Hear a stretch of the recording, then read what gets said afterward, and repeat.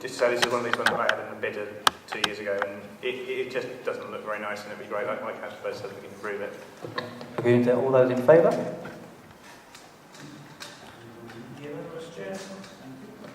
Okay, N22 is Church Street, Chesterton High Street, Verge.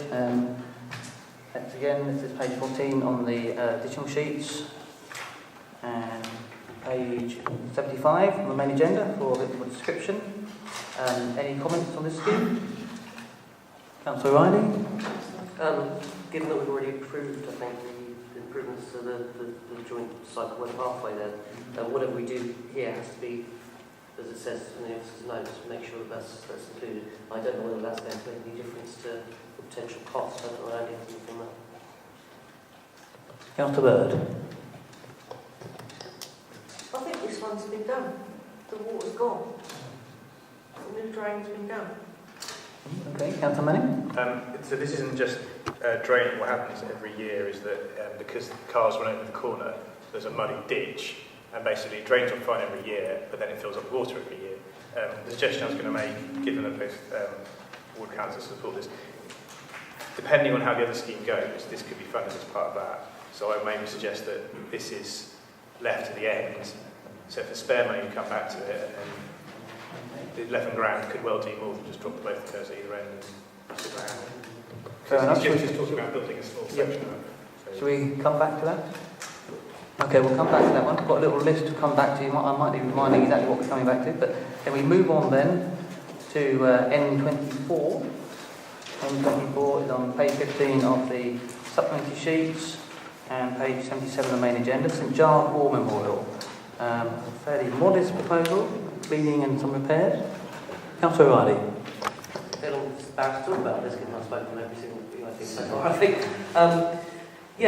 the St Giles War Memorial, given the particular importance of this year in memorialising dead and how local people are to memorialise St Giles, it's a very modest amount of money, which those involved in this project hope to be able to garner extra, but this would be a real boost to this particular memorial, and I'd just ask, given it's a small amount of money, I'd be very grateful if the committee could see their way towards approving this.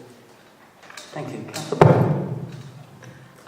Just to add to Karina's comments, St Giles is very visible from the high street. It does get quite a few tourists walking through, and it does run quite regular events that benefit the community.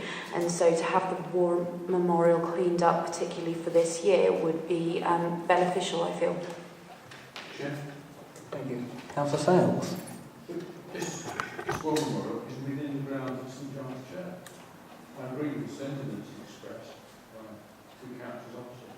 But this is not our responsibility, this is the responsibility of the diocesan board. I think Councillor Riley may come back for a clarification. The reason why I brought it to this is because we actually do have responsibility for that churchyard. If it was purely under we take responsibility for maintaining that churchyard, and if we didn't, I wouldn't take responsibility. Take responsibility, but the fact that we take it does not mean that we are actually directly responsible for the churchyard or the projects in it. We're not responsible for the graves and the tombstones, are we?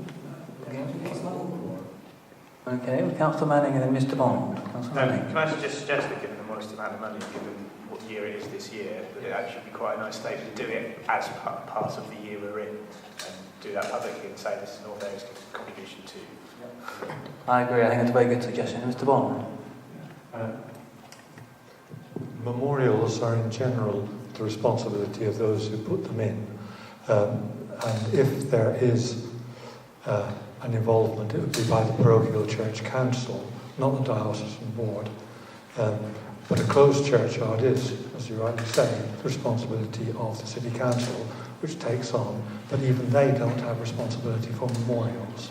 My understanding, we've got the same thing in Chesterton, where we're looking at the war memorial, and that is the responsibility of the PCC to do any repairs and maintenance on it, not the city council, although it is a closed churchyard. Okay, Dan. Councillor White, do you want to come back with a Clarification? No, I take Mr. Bond's points and Councillor Sales' point, but at the moment agreeing with Councillor Manning in that it's this year, it's £2,000. I think we should do it. Absolutely, I agree with you, Noel. So, should we move to vote on this? All those in favour?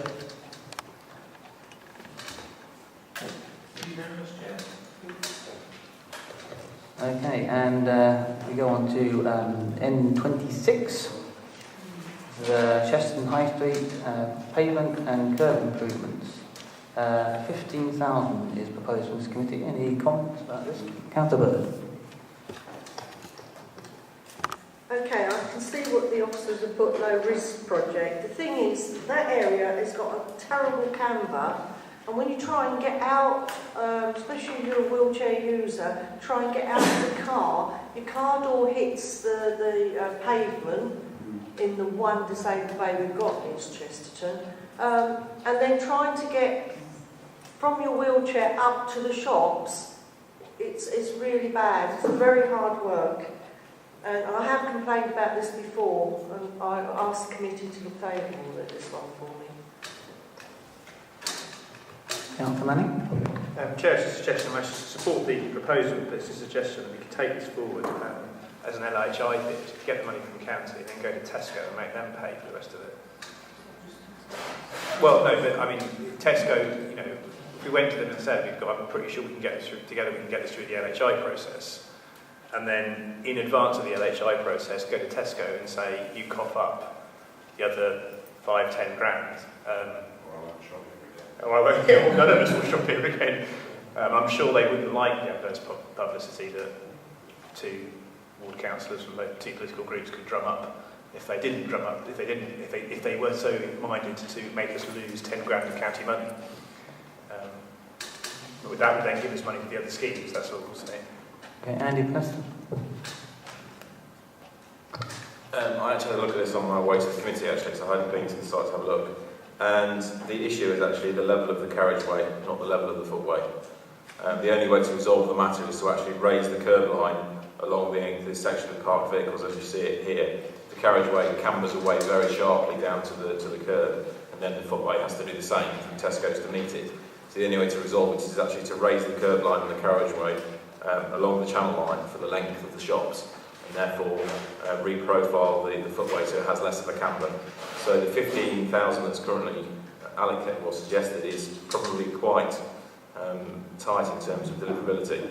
I think we need to potentially speak to county maintenance or the county council about providing further contributions even to the 15,000. But it would certainly be something that we could take forward in discussions with the county. But that, as I see it, that's the only way to resolve the issue. And obviously that's not a Tesco's issue. It's a highway issue, county highway issue in theory. Mr. Bond? Yeah, this is a highway perennial. I think it's about 5 years ago that we were discussing this, actually with the regional manager of Tesco's, as to what the possibility was. And at that time, Ian Smith, who was the regional manager, whilst very interested, took one look at it and said, well, will the county council actually come up with a scheme that they will accept because of the problem being the camber and the gully? And the difficulty with doing anything, as you know, with gullies, is that if you make the mistake, someone gets their basement full of water, or worse.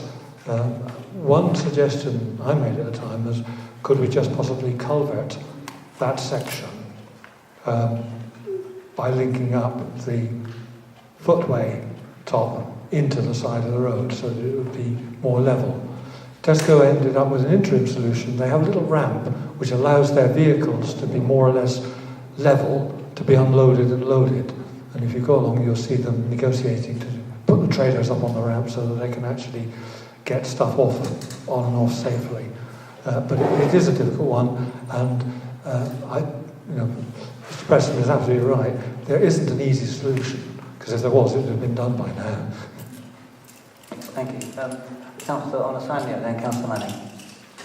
Thank you, Chair. I was just going to ask if the solution is to basically heighten the pavement, surely that will cause problems for pedestrians, wheelchair users and people with pushchairs or mobility issues coming down, because at the moment car doors actually hit the curb and you're trying to get out, you're going to make that curb even higher. I'm just a bit confused how that would work. Okay, Councillor Manning, then Councillor Riley and Andy Preston.